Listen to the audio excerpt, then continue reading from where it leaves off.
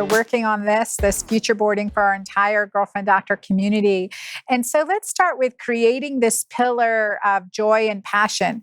What does our audience need to do right now? We're going to get in touch with what brings us joy. What are we passionate about? What do we feel lit up with, right? Like, and this, and find these things. And then you talk about finding these photos that most represent that, in reality. Yeah. So when it comes to passions and joys, unless you're a person who already kind of knew you had, I hate to say the word hobbies, because a lot of women are like, who has time for hobbies anymore? Then you're probably going to have to experiment a little bit. A great place to start is, what are some things you always in the back of your mind kind of thought you wanted to try? Did you ever want to take a salsa class? Did you ever want to, take a French cooking class, whatever?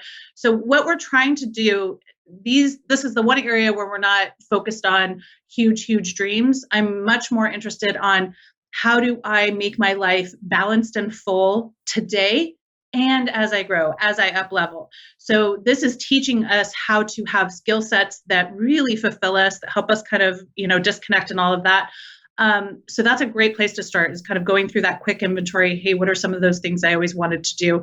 Then the second place, which I have many women do, is think of yourself like you did your kids, right? For those of us who are moms out there, we put our kid in art class, we put them in ballet, we put them in all these things. And then it kind of rises to the top what they wind up ultimately liking. For me, taking my kids out to see the horses several times, the first couple times they didn't like it, and now they love horses and they would, gladly muck a stall. So passion grows over time. And I think a lot of people expect it to be that way instantaneously. The first time I try something, I'm supposed to be in love with it. Listen, it's not that way with anything. So why would it be that way with our passions and joys?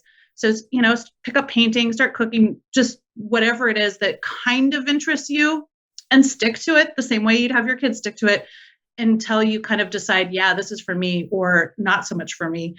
Because I'm telling you, it will really, really be one of those tools in your back pocket that you can always use. My clients who've been doing this for several years had all those supplies during our first lockdown in COVID. And we're so grateful that it was something that was really starting to grow. And, now as a passion, some people are turning it into a business.